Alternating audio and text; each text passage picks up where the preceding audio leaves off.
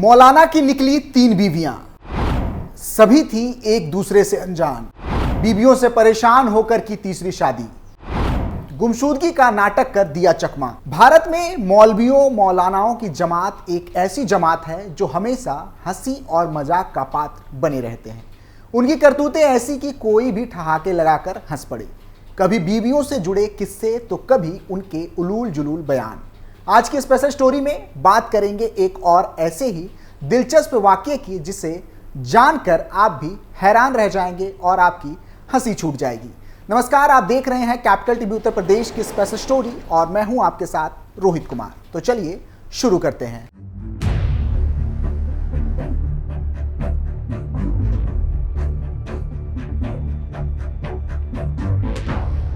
पूरा मामला उत्तर प्रदेश की राजधानी लखनऊ का है, जहां से एक दिलचस्प वाकया सामने आया है। पूरा मामला एक मौलाना से जुड़ा हुआ है जिसका नाम मंजर अली बताया जा रहा है।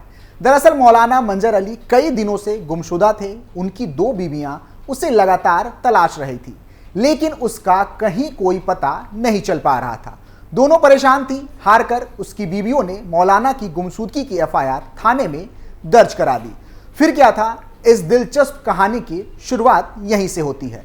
पुलिस ने मौलाना को तलाशना शुरू किया और तलाशते तलाशते पुलिस गोंडा पहुंच गई, जहां से मौलाना को सही सलामत बरामद कर लिया गया। लेकिन इसके बाद एक दिलचस्प कहानी निकलकर सामने आई। दरअसल मौलाना गुमशुदा नहीं था, बल्कि वह अपनी तीसरी बीवी से मिलने गया था, जहां पुलिस ने उसे रंगे हाथों पकड़ लिया।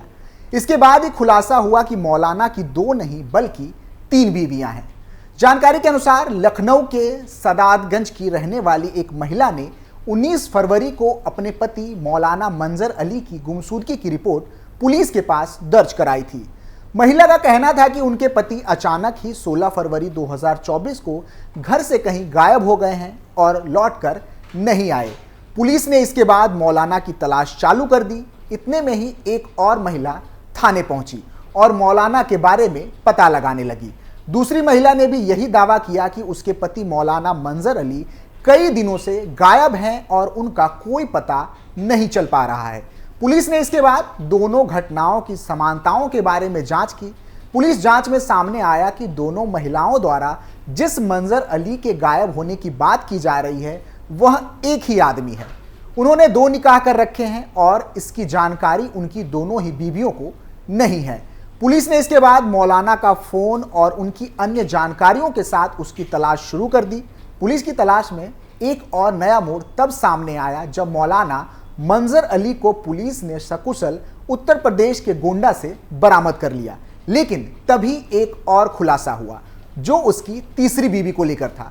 दरअसल मौलाना मंजर अली गोंडा में एक औरत के साथ दिखा जो उसकी तीसरी बीवी थी। इसी के साथ पता चला कि मौलाना की 1 नहीं 2 नहीं बल्कि 3 बीवियां हैं। इस पूरे वाकये के बाद खुलासा हुआ कि मौलाना ने 3 निकाह किया था और उनकी तीनों ही बीवियों को इस बारे में कोई जानकारी नहीं थी। मौलाना ने बताया कि वह लखनऊ वाली अपनी दोनों बीवियों से परेशान था, इसलिए गोंडा अपनी तीसरी बीवी के पास चला आया। फिलहाल मौलाना मंजर अली को पुलिस ने उसकी बीवियों के हवाले कर दिया है। बता दें कि मौलानाओं से जुड़ा ये कोई पहला कांड नहीं है। मौलाना की ऐसी करतूतें लगातार सामने आती रहती हैं। बिहार के दरभंगा से भी एक ऐसी ही रोचक मामला सामने आया था, जहां सकतपुर थाना क्षेत्र में एक वृद्ध मौलाना 3 शादियों के बाद चौथी को अपने चंगुल में फंसा रहा था। इसके बाद महिला का यौन शोषण भी किया। इतना ही नहीं, मिली जानकारी के अनुसार ताबीज बांधकर और मोतीचूर की लड्डू खिलाकर तलाकशुदा महिला को झांसा देकर अपने वश में कर लिया। इसके बाद उसे तरह तरह का प्रलोभन देकर जहां तहां बुलाने लगा। हैरानी की बात तो यह है कि महिला के साथ गलत करने वाला मौलाना रिश्ते में उसका चचेरा भाई लगता था।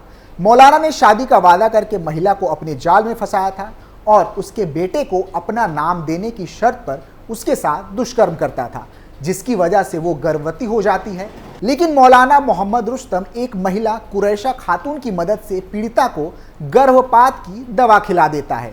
दवा खाते ही पीड़िता की हालत खराब हो जाती है, जिसके बाद उसे अस्पताल में भर्ती कराया जाता है, जहां उसकी जान बच जाती है।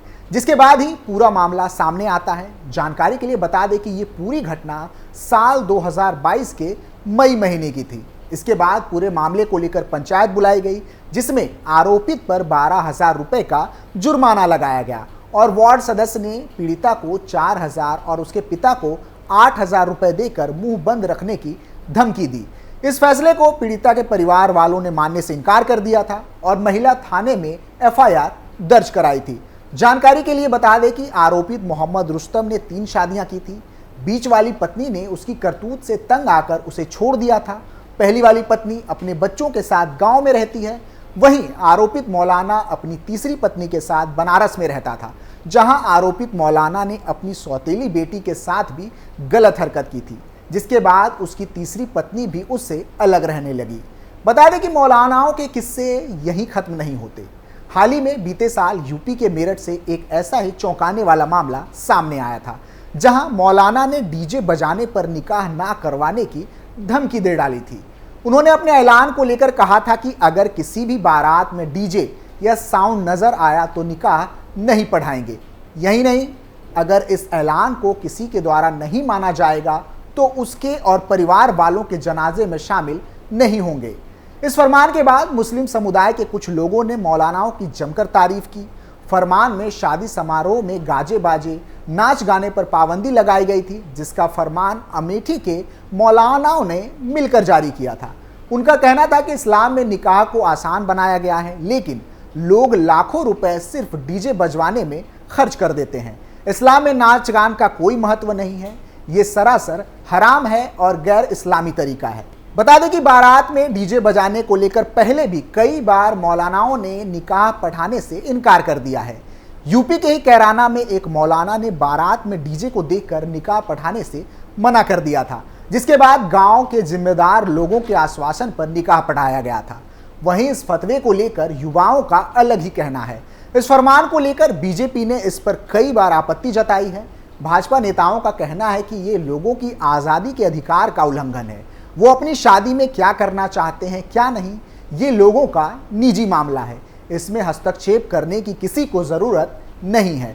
वहीं इस फरमान का जहां कुछ मुस्लिम युवकों ने स्वागत किया, तो वहीं कुछ ने इस पर तीखी प्रतिक्रिया दी। अमरोहा के रहने वाले उमर खयाम चौधरी ने कहा था कि शादी जिंदगी में एक बार होती है और ये खुशी का मौका होता है।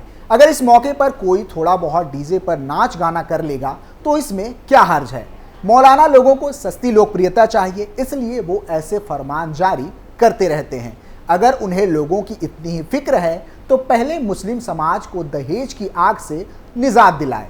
नौजवानों को बताएं कि ये भी हराम है और इससे समाज की कुंवारी लड़कियों की वक्त पर शादी नहीं हो पाती।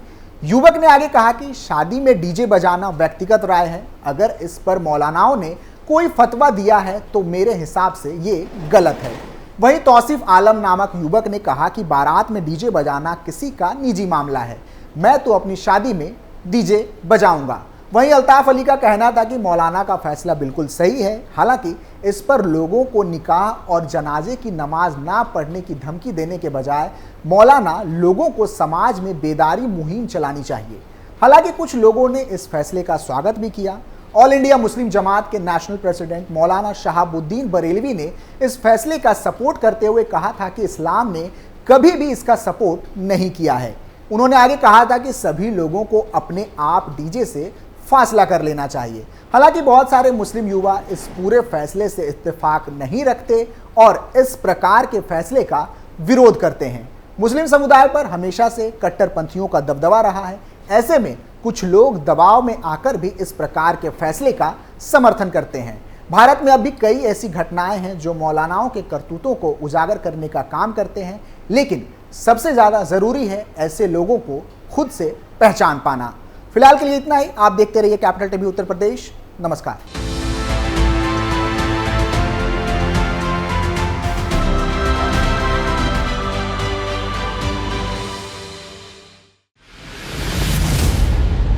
मैं राजनीति करता नहीं, पर राजनीति को बहुत गहरे तक समझता हूं। मैं लोगों के बीच रहता हूं, लोगों के मन को अच्छे से जानता हूं।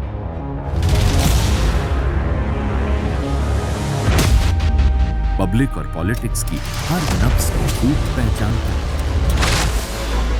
संघर्ष की सियासत से सत्ता के सिंहासन तक मैं हर खबर से खरा सच निकालता हूं। न कोई दौड़, न कोई रेस।